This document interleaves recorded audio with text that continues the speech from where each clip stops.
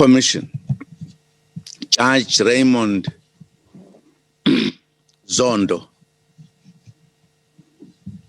I found this puzzling, but decided that changing this would simply feed into the narrative that I was delaying the process.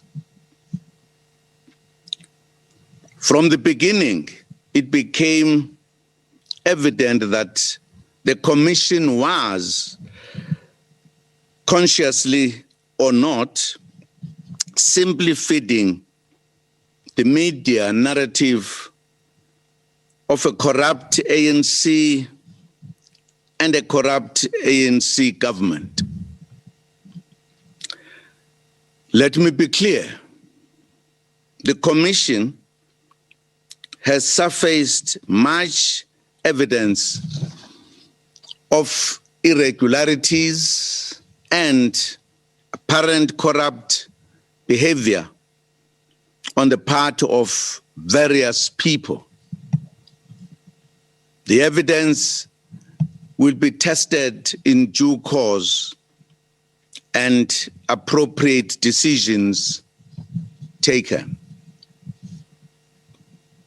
My opening statement at the Commission in 2019 outlined the background against which it was established, especially the political context. The evidence started a line of questioning that purported to give me an opportunity to rebut the affidavits of various people, including former colleagues who served as appointed by myself to the cabinet. My legal team objected to the process and the session was adjourned. Subsequently, I lodged an application for the recusal of Judge Zondo from presiding in the session to entertain my testimony. Judge Zondo elected to act as his own witness against me while presiding over the application for his recusal. He went on to rule against me on the matter between him and me, where the facts were in dispute. My legal team gave notice that we would apply for the review of his decision. We subsequently applied for the review of his decision at the High Court. Judge Zondo gave his notice to defend his decision as the commissioner. He then hastily sought and obtained direct access to the Constitutional Court to compel me to appear before him. The court, acting as first and last instance, ruled in his favor. It also ordered punitive costs against me even though I had declined to oppose the application by the Commission. It appeared that, deliberately or not, I was being brought in the manner that is in flagrant disregard of the letter and spirit of the Commission. I therefore again declined to appear before Judge Zondo under these circumstances. He made another application to the Constitutional Court, this time to hold me in contempt. He also sought for a 2-year punitive jail sentence. He made it clear that he was not interested in having me appear before him. He just wanted me to be sent to jail for 2 years without trial by the Constitutional Court as a warning to everyone about its apparently unlimited powers. The court reserved judgment. The then acting Chief Justice sent me a letter inviting me to make representations by return letter, indicating what I thought would be a suitable sentence where I to be found guilty of contempt.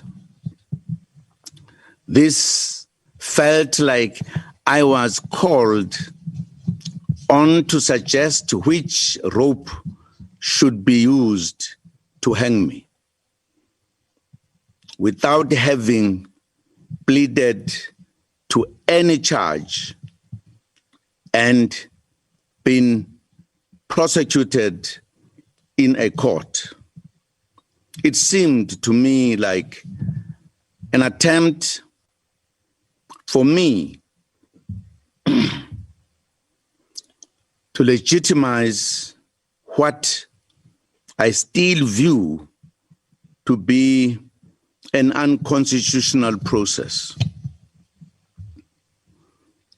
I indicated my misgivings and declined to be part of such a process. The Constitutional Court subsequently delivered a judgment holding me in contempt of court and sentencing me to 15 months in jail.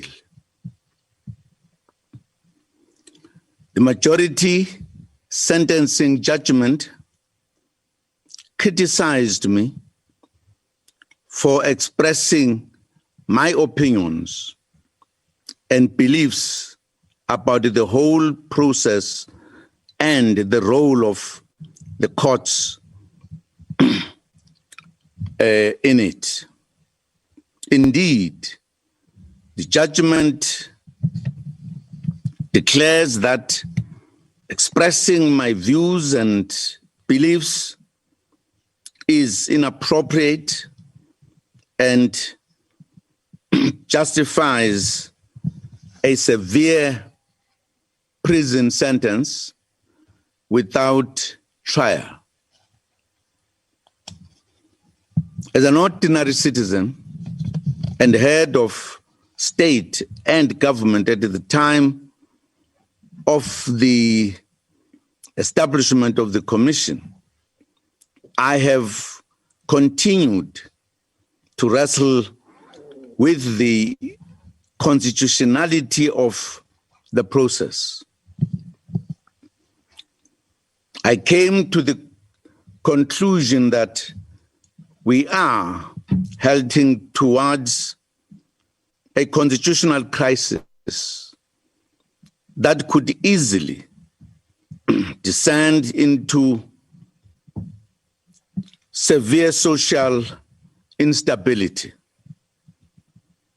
My legal team applied for stay of execution of sentence, pending an application to the Constitutional Court for it to rescind its order.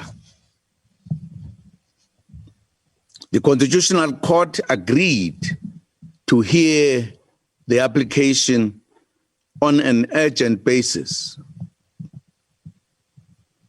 The Pietermaritzburg High Court reserved its judgment on stay of execution of sentence.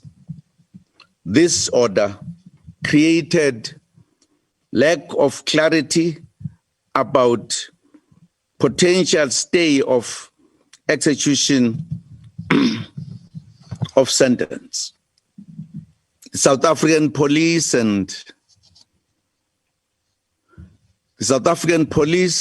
had sought clarity on just this issue. The last days before the arrest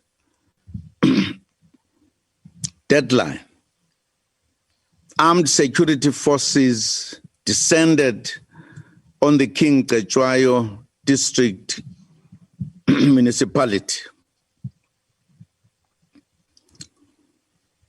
The declared intention was to execute my arrest regardless of any potential loss of life.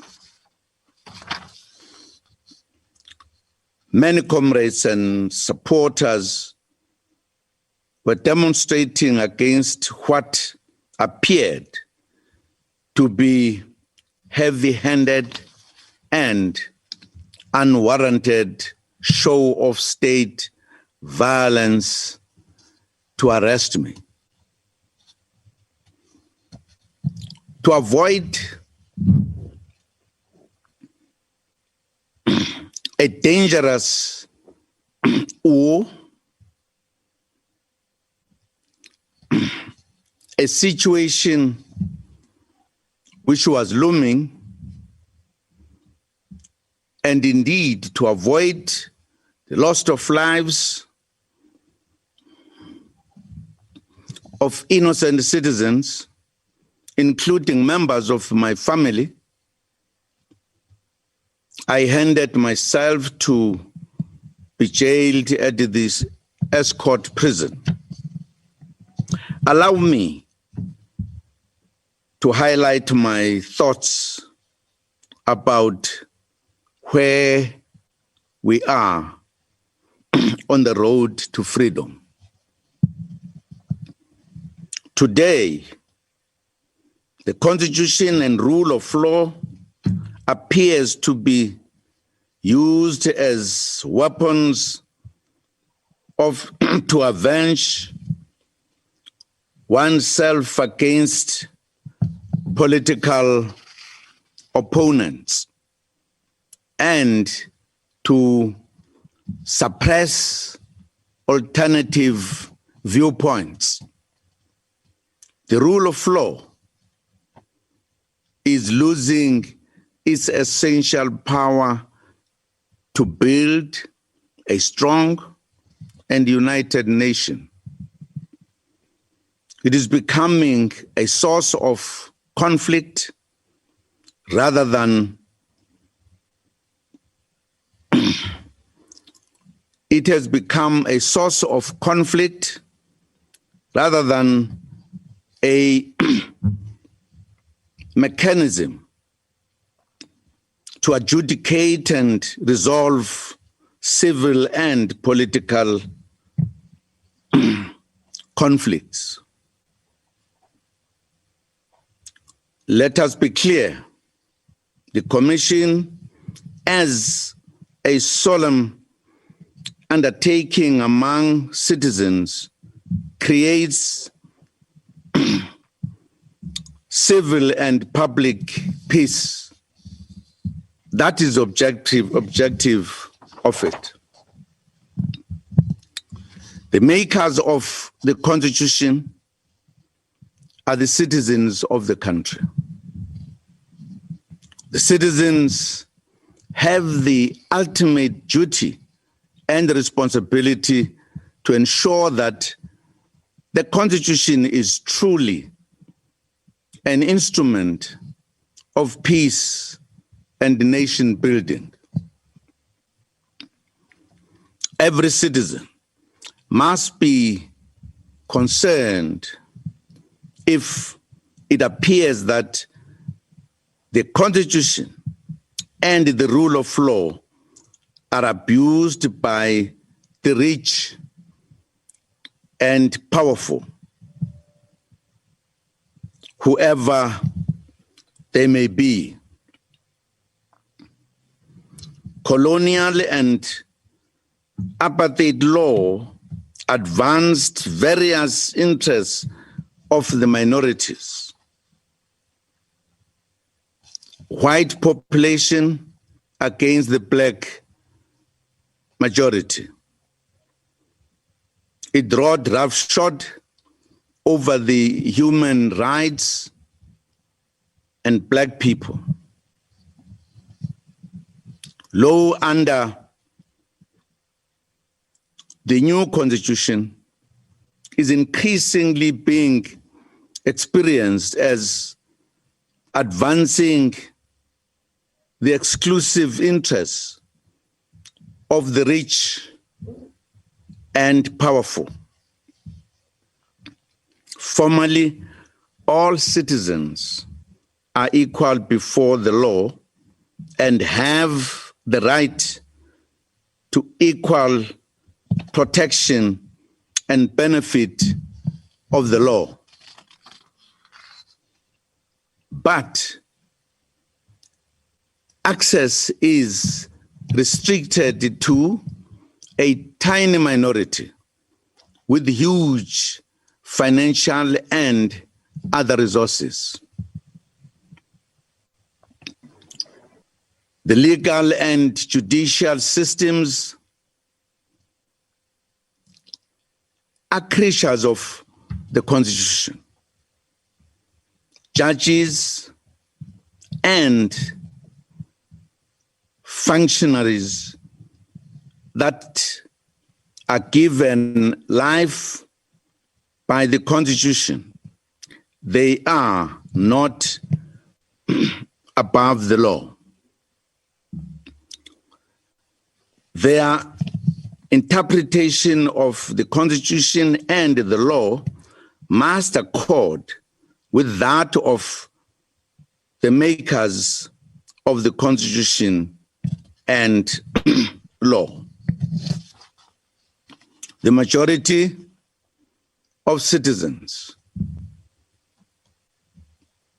want to believe that judges interpret the law to protect them and advance their interests, not to use it for retribution.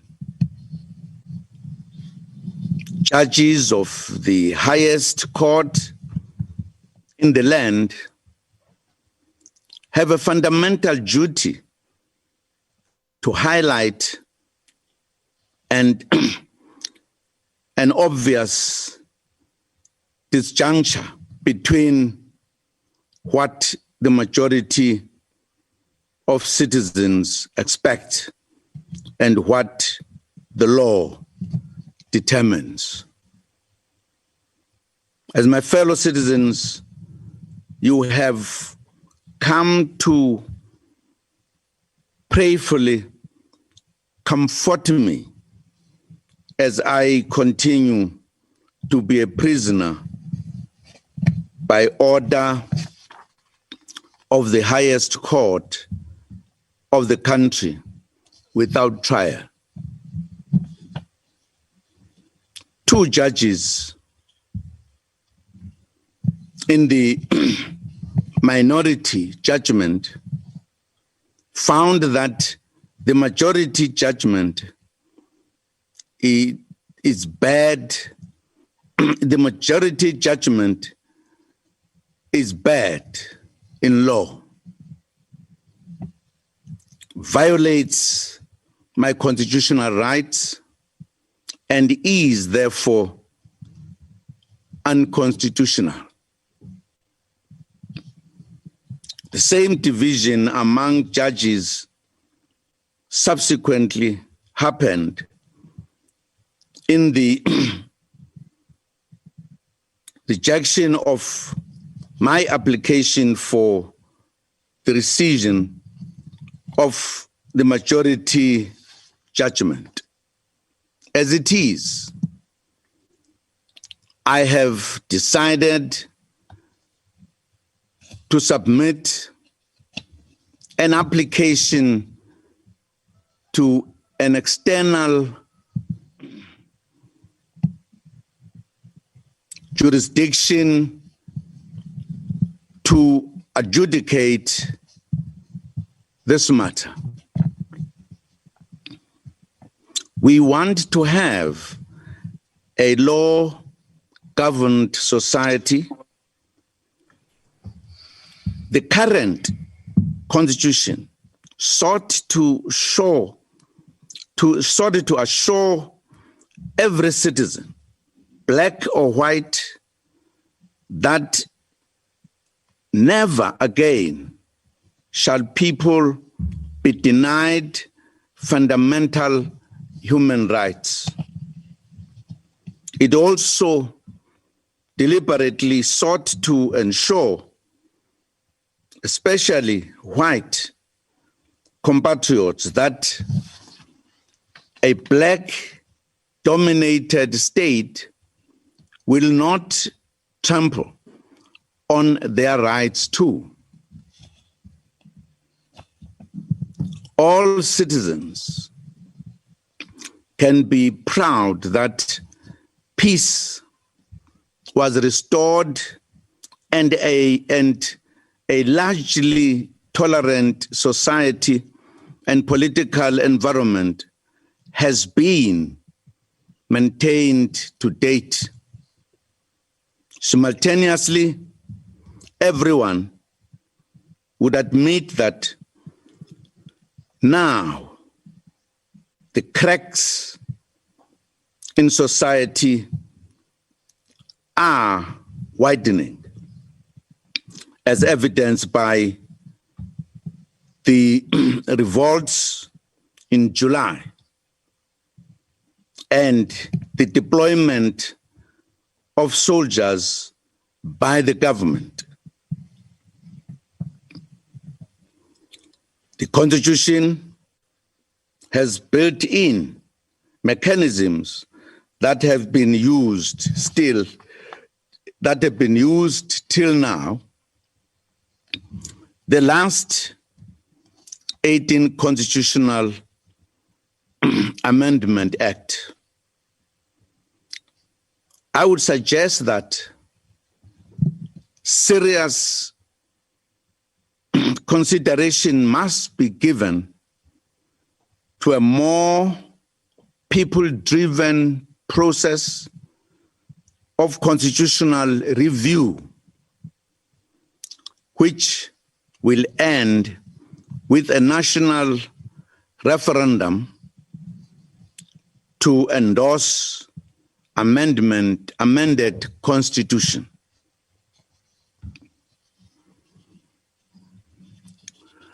Allow me to make few remarks with regards to my own organization, the ANC.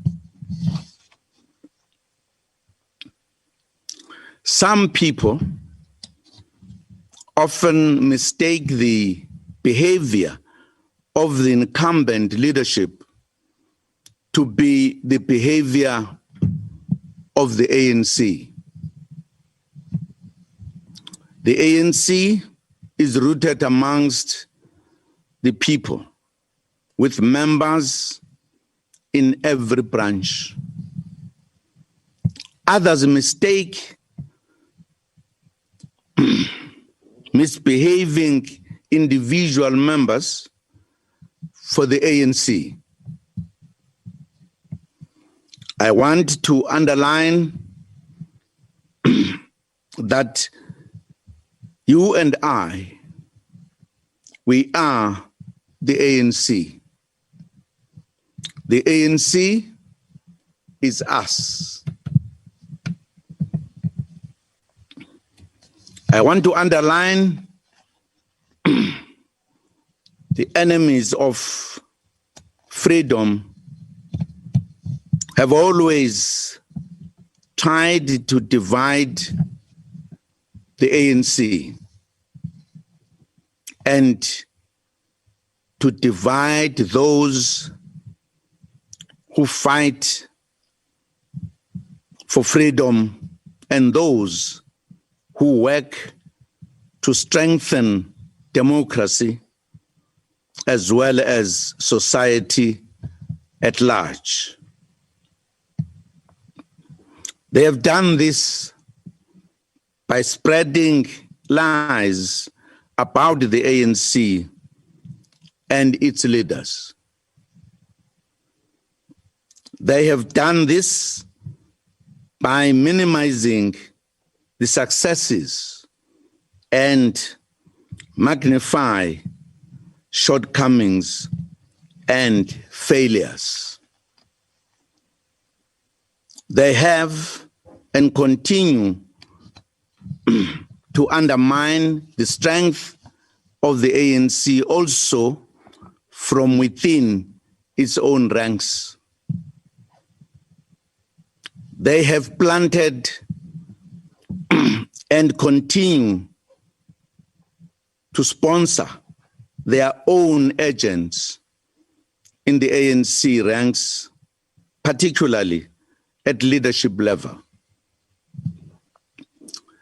What we thought ended in 1994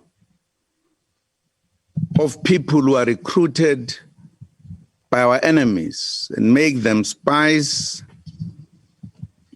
we thought it had ended. It did not end. It continued. Indeed,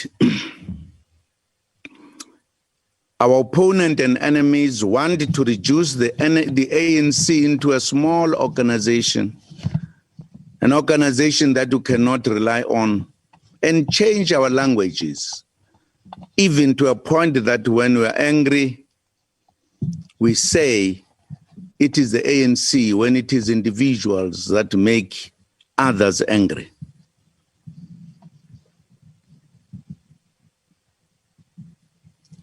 Indeed, our opponents and the enemies have been working very hard to reduce the ANC into a small organization that can only form government through coalitions, not with the majority that can change South Africa.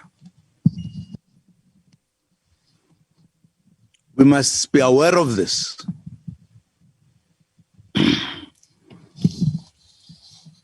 That is the reason why I have made a call to many of my comrades and colleagues that we must vote for the ANC.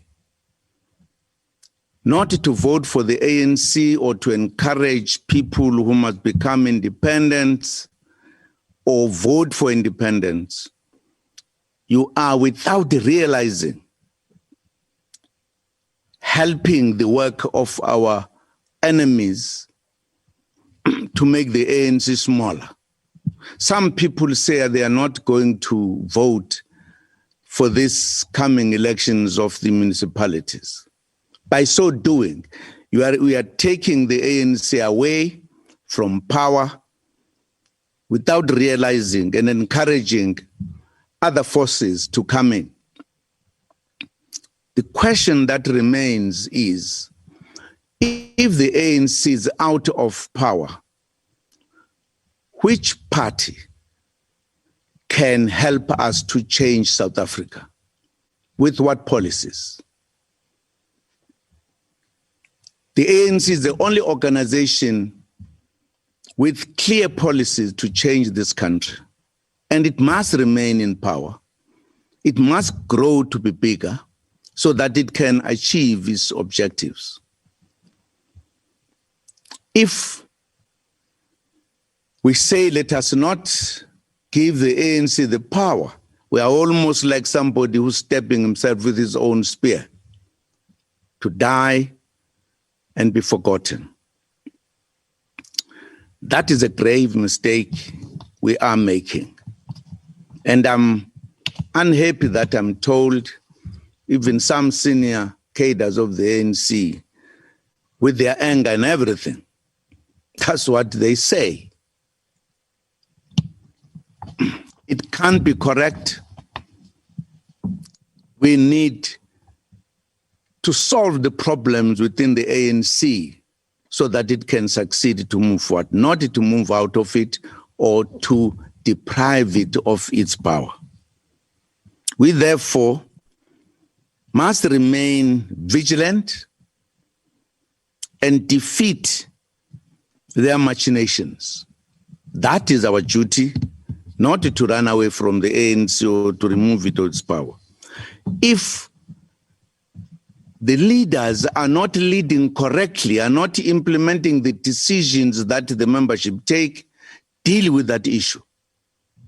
Leaders are changed if there is a need to change them in order to maintain the organization. We must watch that we do not help our enemies because we're angry, because maybe we don't like somebody else. The ANC will succeed because the people in their millions will rise with it at all material times. It will succeed because at the end of the day, all social forces in the country, black or white, know that an ANC that is rooted among the people is the most reliable partner for true freedom and peace in this country. Allow me too to make some remarks about local government.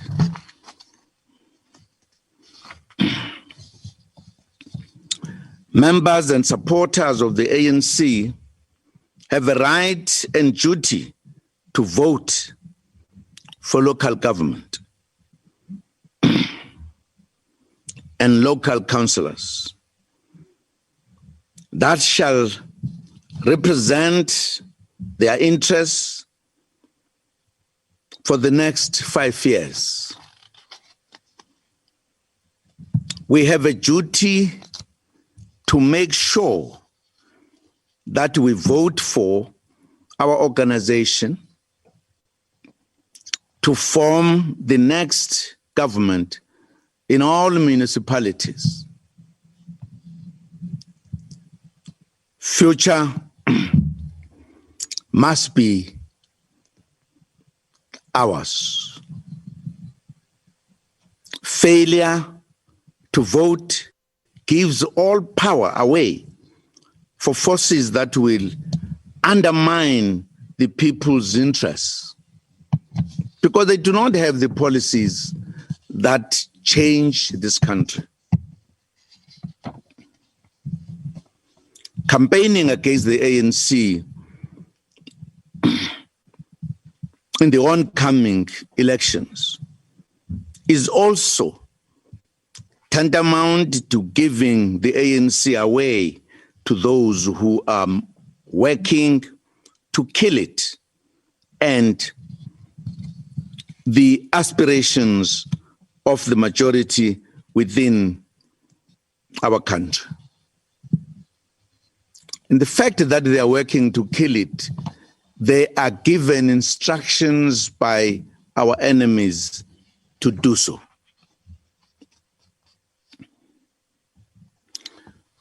And therefore, members who break away to stand as independents, candidates, or support other parties make a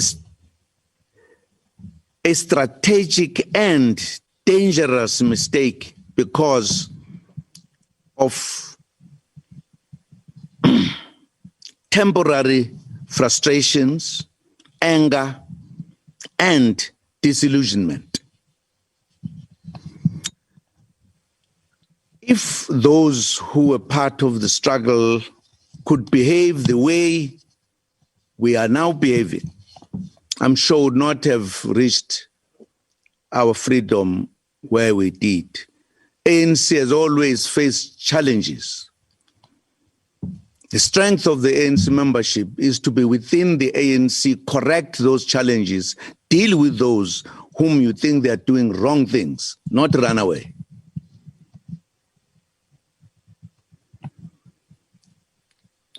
My vote is not a secret. Me.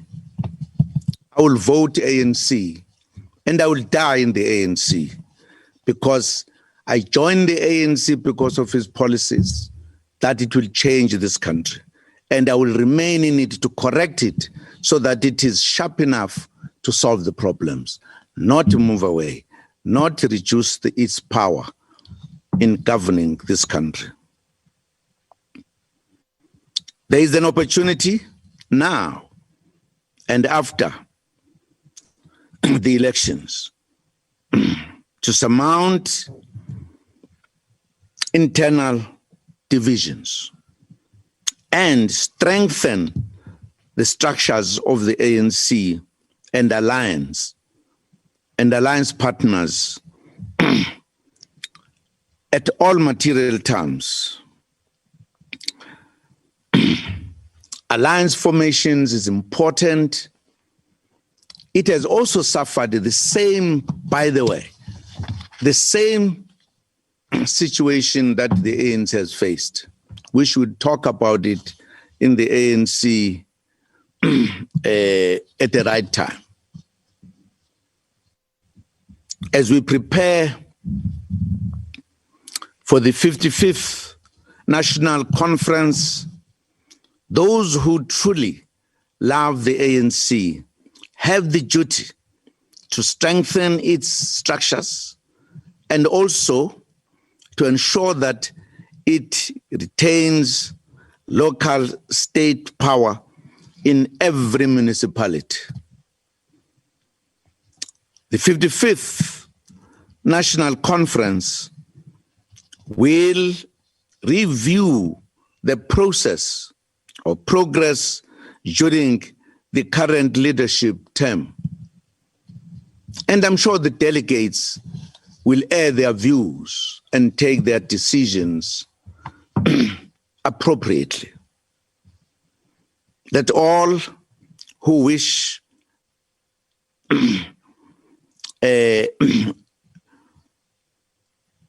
let all who wish it the best and the best for all South Africans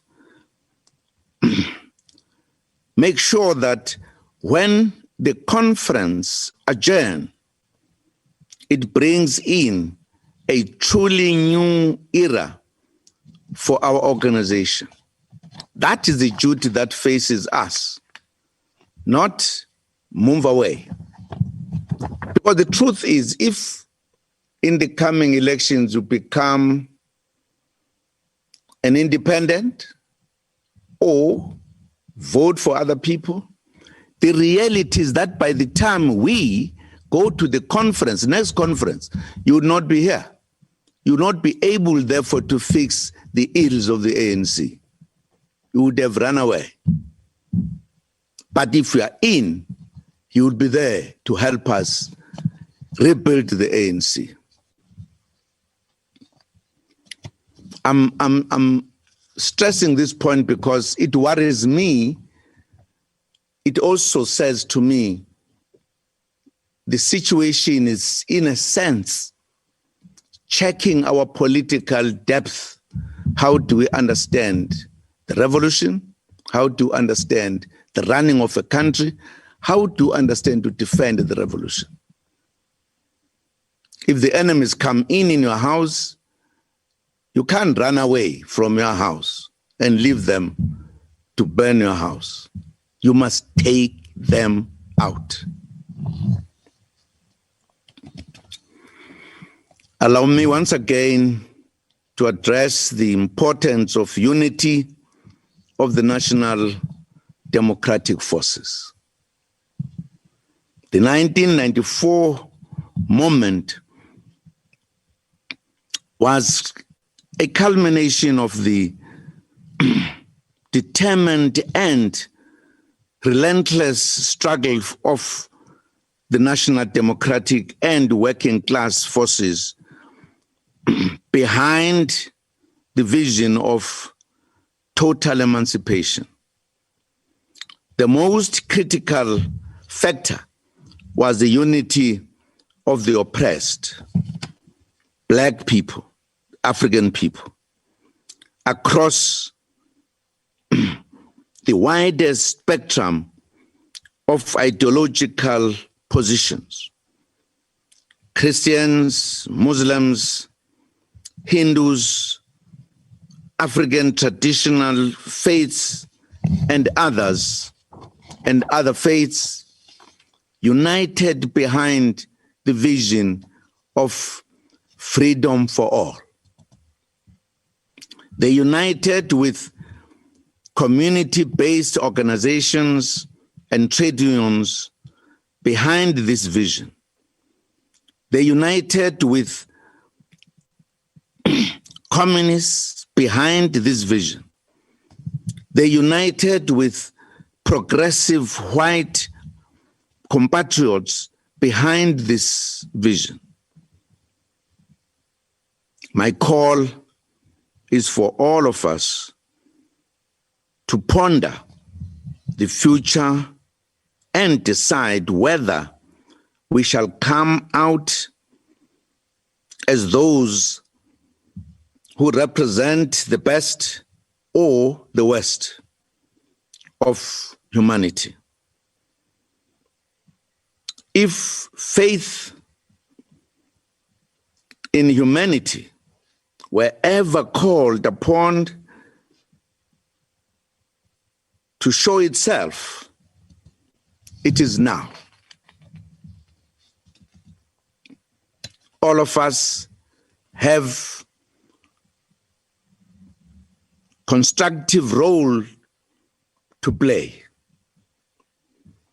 Let our consciences and political consciousness be our personal guides.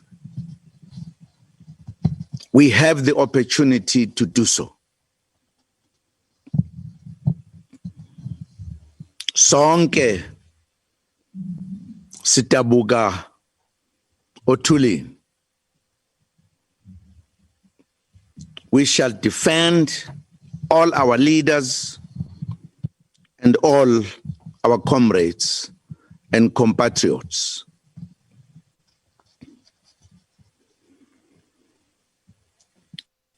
Ngifuna ukubonga kakhulu ukuthi ngenkathi ngibanjwa nabonisa ukungezwani nokwakwenziwa abaphetheyo.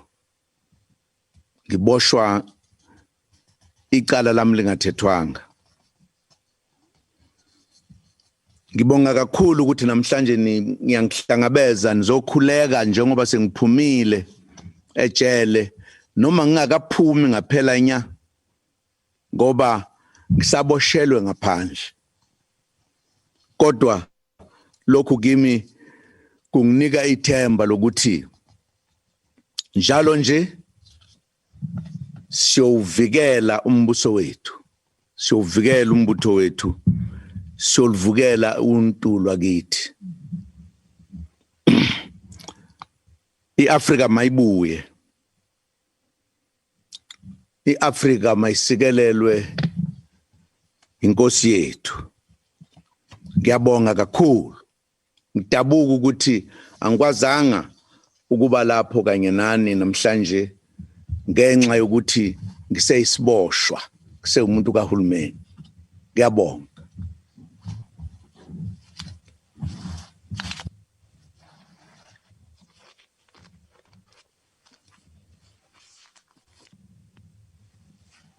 Sikho-ke kulama humshangala siwazi ukuthi enzani manje.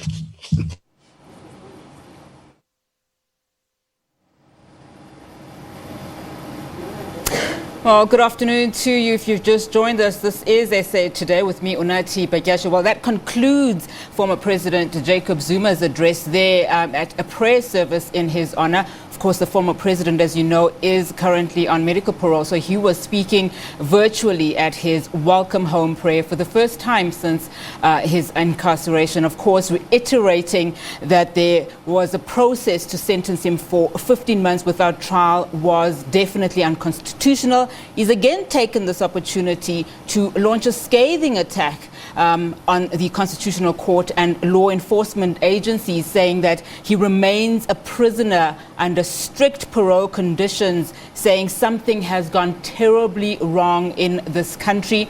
He mentioned that judges of the highest court, of course the Constitutional Court, have a fundamental duty to highlight an obvious disjuncture between what the majority of citizens expect and what the law determines. So he took the opportunity, as I've said, to highlight some ongoing legal matters that he's currently facing, which he has already reiterated through his lawyers.